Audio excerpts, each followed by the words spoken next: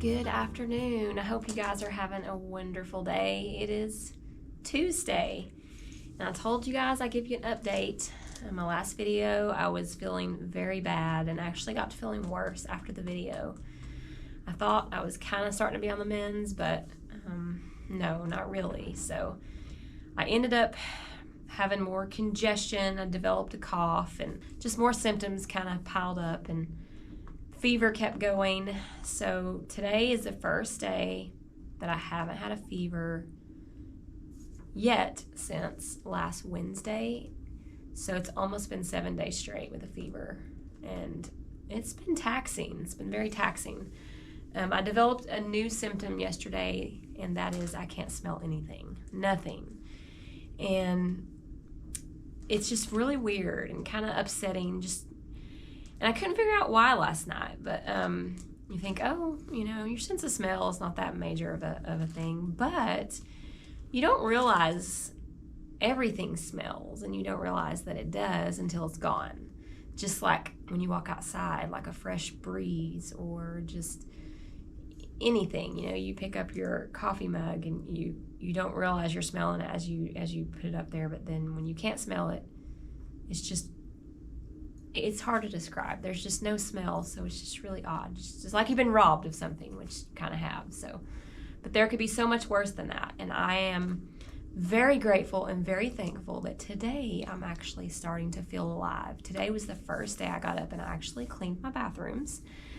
That was going to be the one thing that I did today, and I was able to do it. But afterwards, I was just like, I have no energy left. So I told my husband, I said, that's all I'm doing today.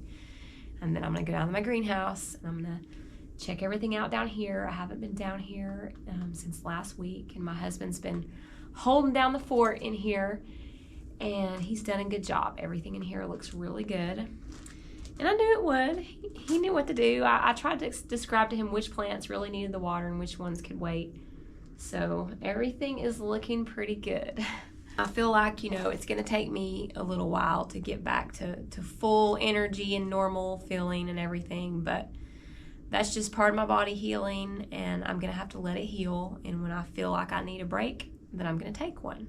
And this is also giving me time to reflect. Like, I can sit down and I'm going to make some lists for this new year of things I've got planned, which I have a lot of things on my list and planned, and I'm going to get organized into doing them. So I'll just get into a little bit of that, of some things that I want to do for this new year. And first and foremost, in a general term, I want to be more self-sustainable here. I want to do some things and grow things that we're going to use more of, that I can go to the grocery store and need to buy less of there. If I can produce it here on my area, my homestead, at my home, then I don't have to worry about finding it at the grocery store. And I knew what went into growing it, and I knew that it's healthier than what I can buy at the store. And then I'm going to do that. And that includes vegetables, fruits, herbs. I want to grow quite a few herbs this year that I want to use in my canning processes and in my cooking and in like herbal teas and things like that. Because I will say, one of the things that helped me when I was feeling so bad, I had one of the worst sore throats of my life, and my mom, she sent me a message on how to make some spiced tea, and that was just one of the best things for my throat. I mean, it really helped. Within like a day or two, my sore throat was completely gone. So that got me thinking. Some of the stuff I used, I bought from the grocery store, but if it's something that I can grow and I know some of the stuff in it can't be, then I'm going to do that this year. So that's going to be on my priority list. I'm going to write that down, and I'm going to work on all these seeds that I've been saving, and we're going to start getting them started because spring is right around the corner. So I did a lot of seed saving last year, and I'll go into that with you guys this year, and what stuff that I saved and what stuff that I'm going to be growing that I think is going to be really important that I'll be using. I'm not going to be growing stuff that I'm not going to be using. Of course, I'm going to have a flower garden because I think that's really important for mental health and for my gardens, because it brings in the pollinators, which we definitely need. And I will be starting a lot of stuff that I can start here in the greenhouse. And, if you have a greenhouse, then you know how valuable that is. And if you don't have a greenhouse, it doesn't mean you can't do anything it doesn't mean you can't grow anything that I'm growing. You can still start everything outside. You just want to check your frost dates and not do that before you should, because sometimes we'll get, you know, a late frost, and then that might get those little tender seedlings. So I will be looking into those dates and trying to prepare stuff for that, and when I can start stuff in here that will be ready to be transplanted. And we will have 3 gardens this year. One of them I plan on doing a little bit differently this year. I'm going to be using like the woven plastic that keeps the weeds out. I think that's going to be really important. I want to try that this year and see how it works. Now, something I always do is try something, assess it the next year, and if there's things that didn't work last year, and there were things that did not work last year in my gardening that I will be doing differently this year, and I'll share with you guys. And so self-sustainability is something that everybody can do. You can contribute to it. You don't have to be fully self-sustainable, but you know, you can work on and do what you can do. And that's what I plan on doing. And we all know that the way the economy is, for whatever reason, there's multiple reasons, you know, why we're in the conditions that we're in. But who knows where it's going to go. But I want to just learn every year to do better and to live more off my land. It's also good to come together as a community to help each other and to inform each other and to uplift and encourage each other. So that's what I want to do here. And as I go on this journey in this new year, I want to share that with you guys. So if y'all want to stay here at my channel, and we'll go through this together. But everything I do, I'm going to try to do it in a positive way. And not only will I be preparing out here, but my heart as well, because my faith and my trust in the Lord is the number one thing in my life, and I think everything else kind of encompasses that. So that is what I'm going to be doing. And I thought, as I have a little bit of energy, we'll walk through the greenhouse, and I'll show you guys a little bit of the things that I'll be doing with my camera. I'm carrying my camera around, just showing you guys instead of talking. So for all you guys that are new here, this is my greenhouse. My husband built this last year, and it has just been such a wonderful blessing. I love it.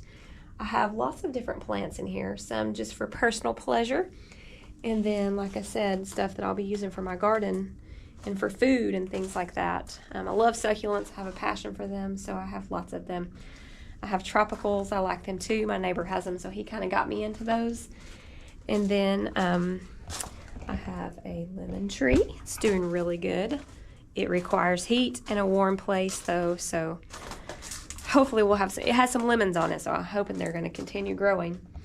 But over here is my seed starting section, and I do that over here in this side of the greenhouse is because it's a more controlled area. I have artificial lighting, and I use that to gauge the amount of light that it can get, because this time of year the days are shorter and some seedlings need more of that.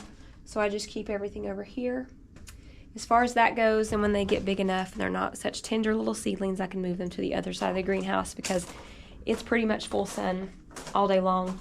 It is south facing and all that area that gets lots of sun. So I have a harvest area in my basement. That's kind of what I call it. I use it in conjunction with my greenhouse and my gardens, and we'll go in there and look at what I got going on there, or will have going on.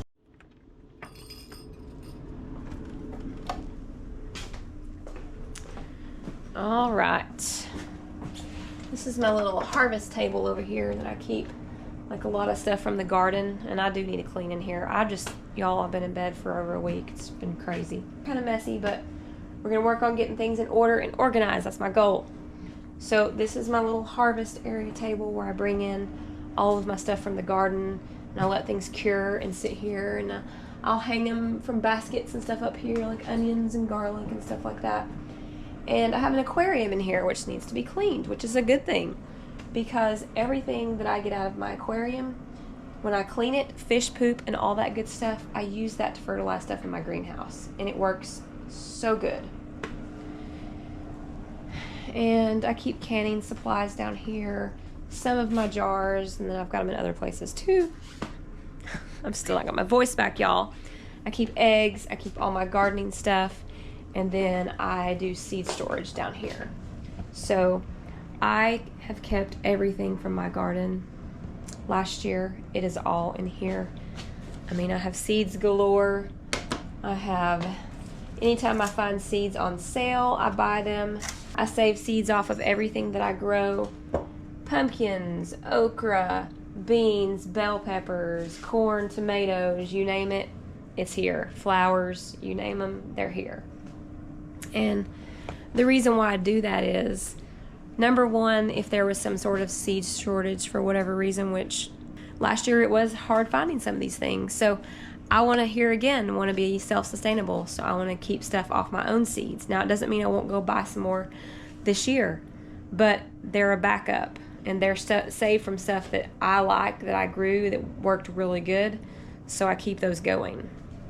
And then I have my freezers full of tomatoes that are on the list.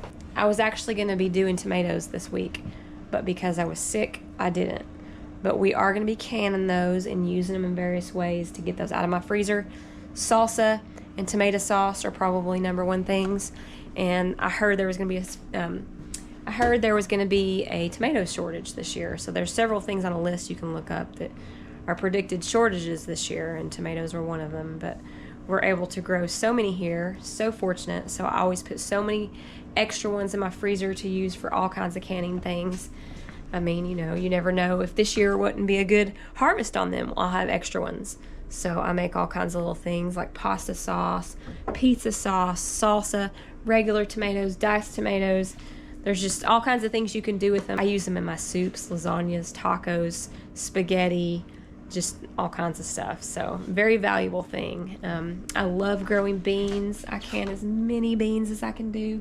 This year I only had one harvest of beans, and that was because we had a deer problem. So that is going to be something that I'm trying to work on pretty soon. Y'all look at the grass. It has a yellow color to it. It's really strange looking. We had like really warm temperatures, and then we got down to 4 degrees, and now we're back up at 70. So it's super weird. There's supposed to be thunderstorms coming here today, and that doesn't surprise me. So we'll see where the weather goes. But as far as my garden, it was devoured by deer about June. Uh-oh, it's starting to rain. Let me go back up here. I don't want to stand out in the rain. All right, y'all, I'm back. I decided not to stand out in the rain. I don't know. I figure since I've been sick, that's probably not a good idea. All right. So my garden was attacked by deer about June, I guess. Whenever the deer had their little fawns, because they would bring them to the garden and munch on my green beans, and I didn't have a second harvest of those. So my plan is to get some fencing for the garden. And I'm honestly thinking about getting some of that electric netting fencing and using it for my chickens. So we're gonna let the chickens out maybe. I got some new chickens on the horizon that I'm thinking about getting. Leave that as a surprise and see what they are in the later videos. Maybe get a little incubator and just be able to be self-sustainable, and I think that's really important. Bantam chickens help with that too, because they are good mamas and they hatch out their little babies, so that might be on the list. So lots of fun stuff coming up. So I think I'm going to leave it at that. Probably go in and do a little bit of rest today. I'm working on some genealogy, so just kind of sitting there doing that and writing out my New Year's plans. All right, you guys have a wonderful and blessed day, and I will see y'all soon.